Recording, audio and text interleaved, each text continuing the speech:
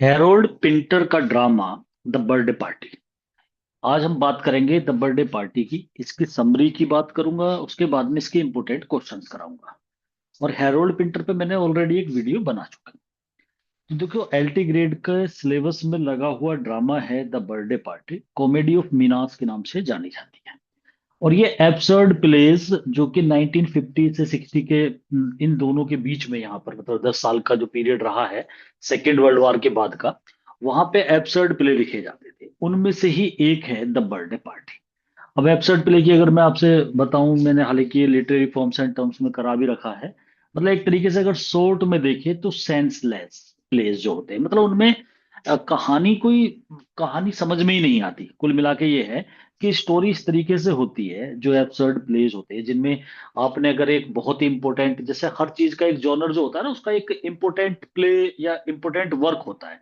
जैसे हम मॉ की पिक की बात करें, तो मॉ की पिक का जब नाम आता है तो उसमें एकदम इंपॉर्टेंट वर्क जो होता है, जो अच्छा मॉ की पिक लिखा हुआ है, वो अलेक्जेंडर पोप का रेप ऑफ द लॉक होता है। अब हम ईपिक की बात करें तो ऐसे ही नाम उसमें आते हैं। आपका होमर का है ओडिसी, इलियड, ये बड़े बड़े नाम है, पैराडाइज लॉस्ट। तो इसी तरीके से जब एब्सर्ड प्ले की बात होती है तो उसमें एक नाम निकल के आता है, वेटिंग फॉर गॉडेट, जो लिखा था सैमुअल बेकेट ने। और ये एब्सर्ड प्ले लिखा करता था सैमुअल बेकेट। उसी में एक नाम आता है द बर्थडे पार्टी। ये इतना बड़ा नहीं है जितना कि वेटिंग फॉर गॉडेट है। और इसका जो राइटर है वो है हैरोल्ड पिंटर। अब ये एब्सर्ड ड्रामा क्या हुआ करते थे, ड्रामा ऑफ एब्सर्ड या एब्सर्ड ड्रामा बोल देंगे इसे। जो प्ले इस तरीके के प्ले होते थे जिसमें मेट्रोलिज्म ही सब कुछ है, ह्यूमनिज्म के को एग्जिस्ट ही नहीं करता, मतलब मानव की कोई बात ही नहीं है, क्योंकि वर्ल्ड वॉर सेकंड के बाद में लिखे जाते थे। तो इंसानियत तो बिल्कुल जैसे कुछ है ही नहीं। और ऐसे प्ले जिनकी कोई स्टोरी नहीं होती, तो स्टोरी नहीं होती का मतलब ये हो गया कि मतलब कहानी कुछ इस तरीके की होती है, सस्पेंस में रहती है। कोई कहीं भी कुछ भी बोल रहा है, कोई चुप हो रहा है, कभी कुछ मतलब एक बंधी हुई जैसे कहानी होती है ना, जिसे आराम से समझा दो कि भाई एक इंसान था, उसके दो बेटे थे, वो कहानियां ऐसे नहीं होती स्टोरी। जैसे विलियम शेक्सपियर के प्ले है, आप कहानी को एक ही उसमें बता जाओगे। अब देखो, मैं आपको स्टोरी कराऊंगा की, आपके कुछ मतलब कम समझ में आएगी। एक तरह से जुड़ी हुई कहानी नहीं है, फिर भी मैं कोशिश करूंगा कि आपके समझ में आ जाए स्टोरी। लेकिन जब हम इस प्ले को देखते हैं ना, सस्पेंस सा छोड़ के चले जाते हैं बीच बीच में। कभी कोई राइटर बोलेगा, कोई इस तरीके के कैरेक्टर दिखा देंगे कि मतलब वो जैसे इसमें एक मैक का कैरेक्टर है जो कभी कुछ बोलती है, कभी कुछ बोलती है। और याददाश्त ज्यादा रहती नहीं है, बुढ़ापा है और पता नहीं रहता कि कल क्या हुआ था। फिर मतलब इस तरीके के कैरेक्टर्स होते हैं, कहानी बीच में रोक देंगे।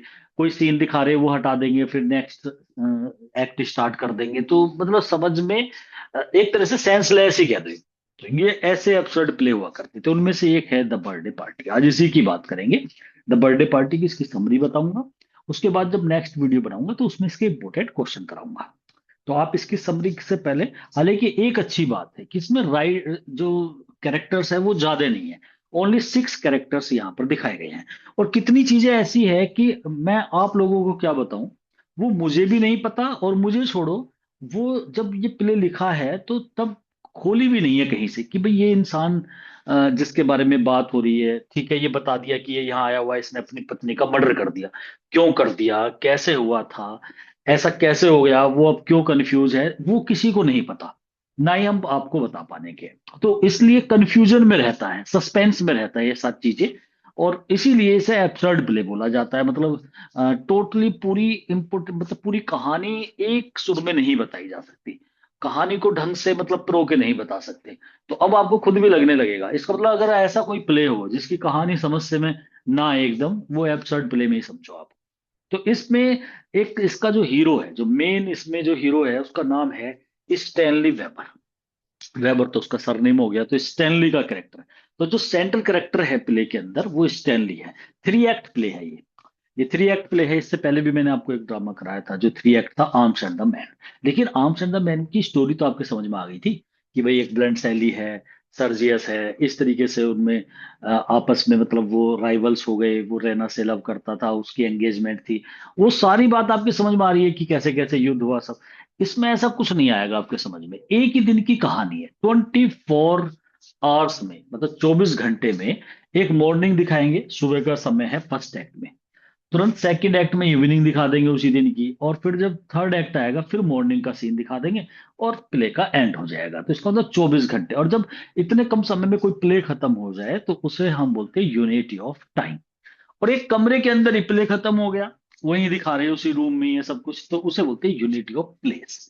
और यूनिटी ऑफ एक्शन होता है कि एक बात दूसरी से जुड़ी हुई हो, ज्यादा सब प्लॉट्स ना हो उसके अंदर, तो वो यूनिटी ऑफ, तीनों यूनिटी, थ्री यूनिटीज इस प्ले के अंदर हमें देखने को मिलती भी है। अब यहाँ पर ये प्ले स्टार्ट होता है। ये प्ले कहाँ स्टार्ट होता है? एक सी साइड पर एक रूम है जो रेंट पे, मतलब बोर्डिंग रूम कह दो आप, बोर्डिंग बिल्डिंग है जिसे रेंट पे उठाया हुआ है। रूम क्या मतलब, एक घर है, बोर्डिंग हाउस बोला जाता है उसे। और बोर्डिंग होता है ना जहां पर मतलब रहने सहने के लिए। तो वो रूम है, या मतलब सॉरी, वो बिल्डिंग है या वो हाउस है जो सेकंड और थर्ड नंबर पे नाम है पिटी और मैग। पिटी जो है वो हस्बैंड है, मैग वाइफ है। ये 60-60 साल के बूढ़े व्यक्ति है, दो हस्बैंड वाइफ, पिटी और मैग। इनके कोई संतान नहीं है, दोनों ही अकेले रहते हैं। और इन्होंने क्या बनाया हुआ है कि एक अपना एक ऐसा घर बनाया हुआ है जैसे गेस्ट गेस्ट हाउस बना देते हैं ना, इस तरीके से। और ये समुद्र के किनारे है। अब समुद्र के किनारे तो समुद्र पे जैसे व्यक्ति आते हैं, पर्यटक आते हैं ना, टूरिस्ट, तो वो वहां पर एंजॉय करते हैं। तो जिस तरीके से गेस्ट रूम होते हैं आकर के, भाई कोई किराए पे रहने लगेगा, वही इनका मतलब खर्चा, ये ऐसे ही चलाते हैं। और वहीं पर समुद्र के किनारे आपने देखा होगा कि जब इंसान नहा करके जैसे आते हैं, वो अपने स्विमिंग पूल में इस तरह से भी देखे होंगे, तो एक चेयर रहती है जो मतलब उस पर इंसान बैठ से जाता है, पीछे को कमर लगा लेता है। वो जो, उसे डेक चेयर बोलते हैं। डेक चेयर का अटेंडेंट है ये पिटी जो है। तो पिटी मतलब ये भी काम है, वहां जाता है, उसमें कुछ पैसे मिल जाते हैं, तो उस काम को भी करता है। वो चेयर का मतलब रेंट लेता है वहां पे, और समुद्र के किनारे वहां पर ये आता जाता रहता है। और मैग जो है उसकी वाइफ है।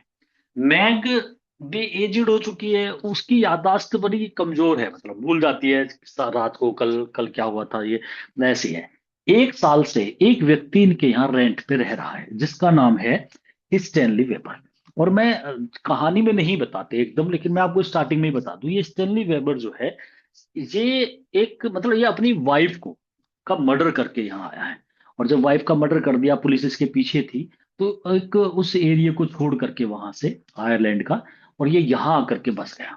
मतलब इंसान ये सोच लेता है ना कुछ काम गलत कर दिया, ऐसे बहुत सारे सीन आपको आपके इंडिया में मिल जाएंगे कि कहीं गलत कर दिया, दूसरे स्टेट में चले जाओ, दूसरे कंट्री चले जाओ, तो वहां पर हमें कोई नहीं पकड़ पाएगा इस तरीके से। लेकिन जैसे पुलिस होती है वो फिर भी उसे छानबीन करती हुई आ जाती है। ऐसी कई मूवीज में भी आपने देखा होगा कि इंसान कहीं और रह रहा है, लेकिन फिर भी पुलिस उसे पकड़ लेती है आकर के।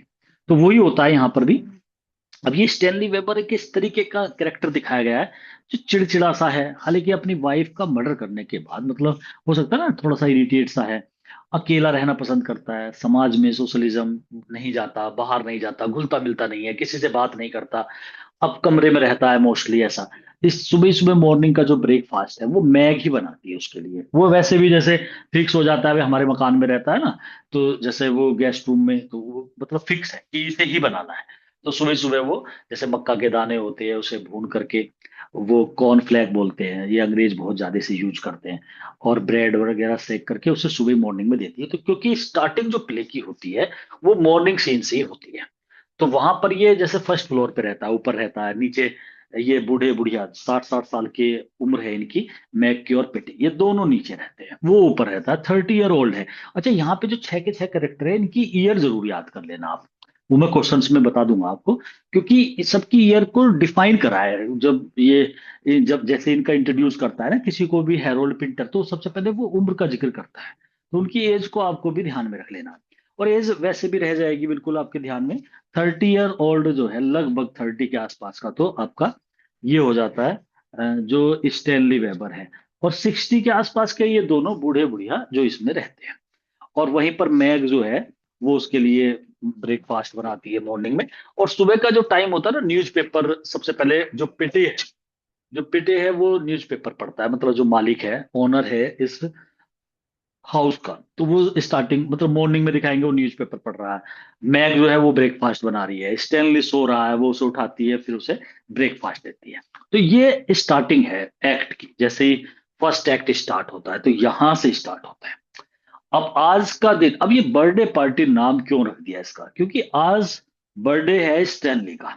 तो उसका जन्मदिन है, तो उसे स्टैनली के बर्थडे को बाद में सेलिब्रेट भी करेंगे। अब सुबह सुबह पेटी जो है वो बताता है अपनी वाइफ को, मैग को, कि कल मुझे दो इंसान मिले हैं जो रूम लेने के लिए मतलब घूम रहे थे, तो हो सकता है वो हमारा रूम ले ले आज।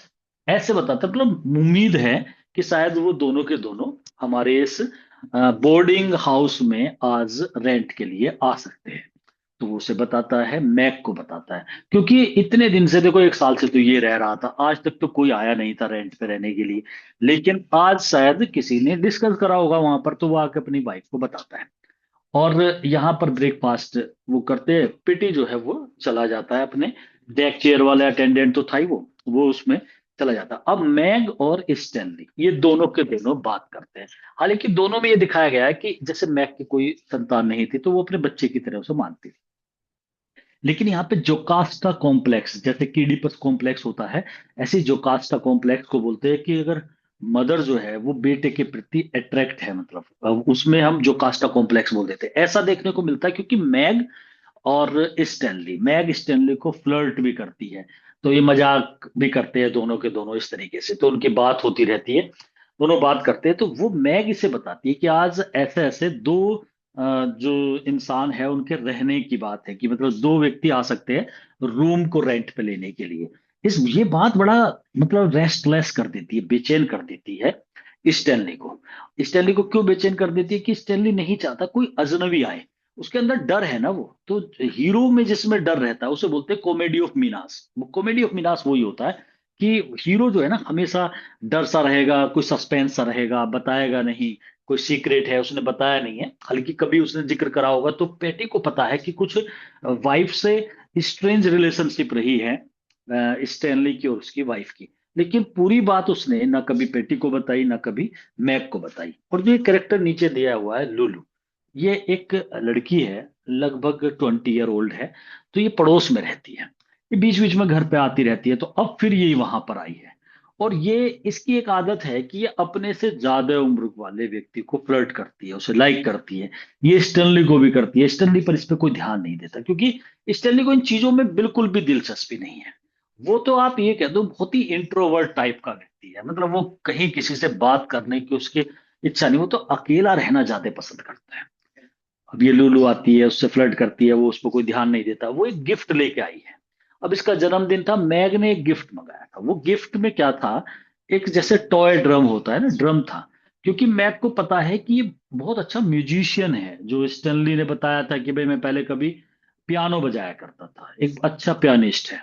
तो वो इसके लिए एक ड्रम लाते कि भाई चलो इसका बर्थडे रहेगा तो उसमें वो ड्रम जो है इसे हम गिफ्ट करेंगे। तो इस तरीके से मतलब मॉर्निंग का टाइम ऐसे निकलता है। और मॉर्निंग के टाइम के बाद में अब यहाँ पर तभी जो है वे दोनों का, जो दोनों गेस्ट आने थे, अब उनके आने का मतलब वे आ जाते हैं। और उनके आने के बाद में स्टैनली तो बहुत ज्यादा परेशान हो जाता है। अब जब परेशान हो जाता है तो यहाँ पर इस तरीके से दिखाया गया कि वे आकर के कहते हैं कि भाई ऐसा है, यहाँ पर उन्हें शक था कि कोई स्टैनली, वे उनका क्या है, वो एक पुलिस, मतलब पुलिस है एक, इस तरीके की एजेंसी है जो आयरलैंड की रिपब्लिकन, IRA, IRA एजेंसी है। आयरलैंड मतलब आयरिश और रिपब्लिकन आर्मी, उसके वे दोनों मेंबर थे, मतलब पुलिस में थे वे।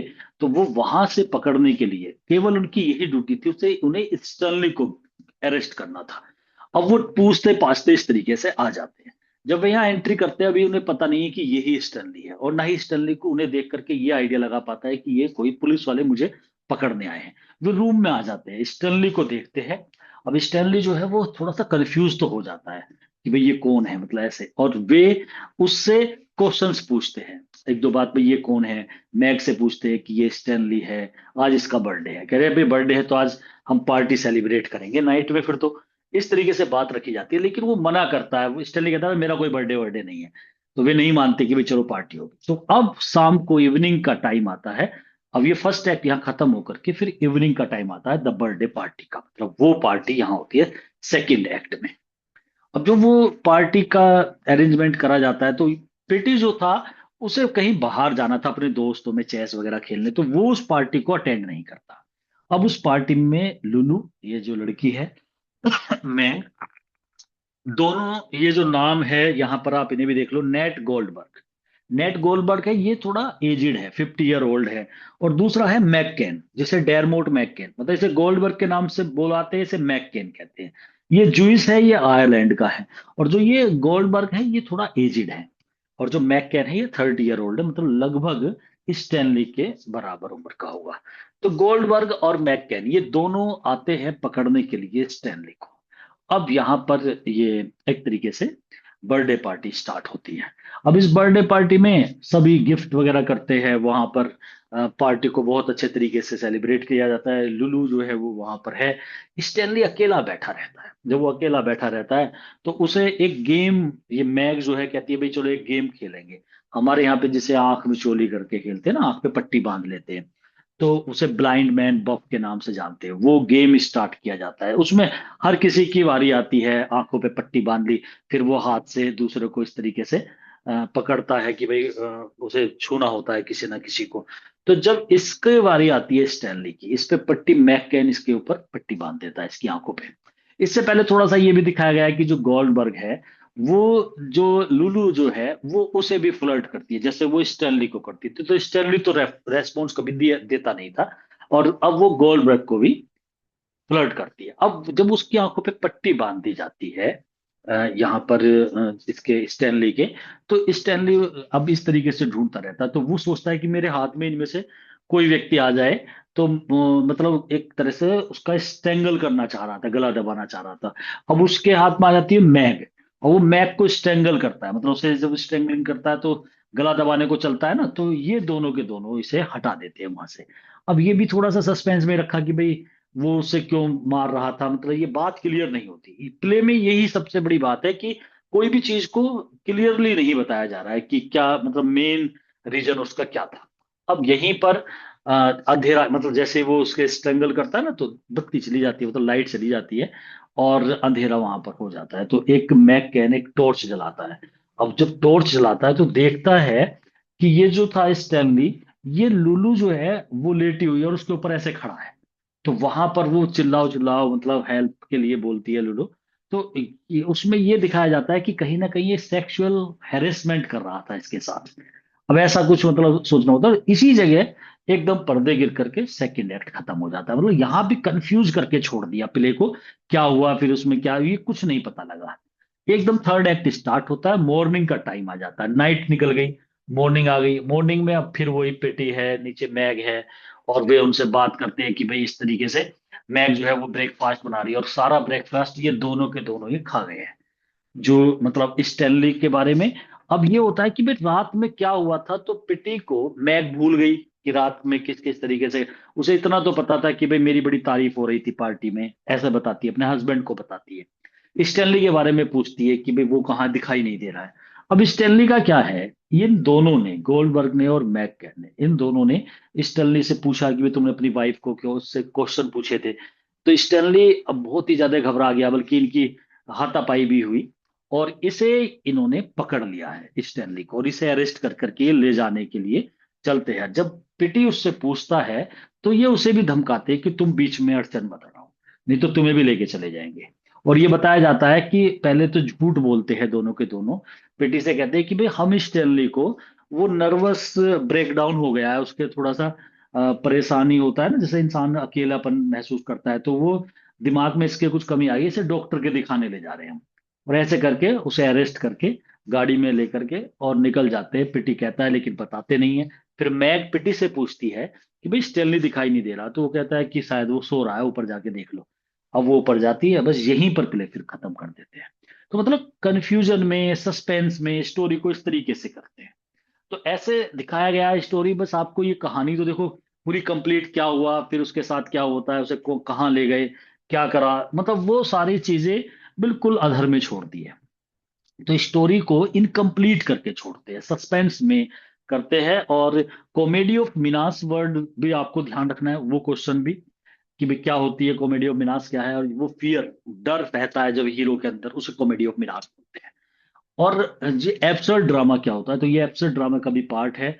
द बर्थडे पार्टी और एब्सर्ड ड्रामा वो होता है जिसके अंदर सेंसलेस स्टोरी होती है, पता ही नहीं होता कहाँ कौन व्यक्ति क्या बोल रहा है, कोई कहीं की बात कर रहा है, कोई कहीं की बात कर रहा है। उसे हम एक तरह से एब्सर्ड प्ले बोलते हैं, और इसमें यही है खासियत कि बीच में ऐसा सस्पेंस सा कर देंगे, पता ही नहीं होगा, कोई कहीं बात करेगा, कोई किसी के साथ फ्लर्ट कर रहा है, उसका कोई लॉजिकल ही नहीं है किसी भी बात का, कोई कुछ बोल रहा है, कोई कुछ बोलता है, कहीं बीच में से किस कैसी भी बातें स्टार्ट हो जाती है।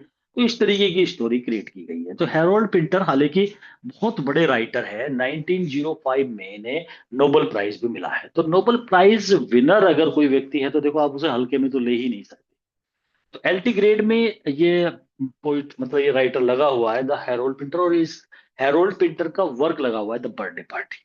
तो आपको द बर्थडे पार्टी पे जो क्वेश्चंस है उन्हें ज्यादा बारीकी से देखना है। तो मेन तो इसके क्वेश्चंस पे बात आएगी, अब मैं आपको इसके क्वेश्चंस कराऊंगा नेक्स्ट वीडियो में। फिलहाल इसकी स्टोरी थी, उसे बस मोटा मोटा आपके माइंड में फिट हो जानी चाहिए कि भाई एक बिल्डिंग है, हाउस है जो उस रेंट पे दिया जाता है, और 1 साल से स्टैनली वहां पर रह रहा है।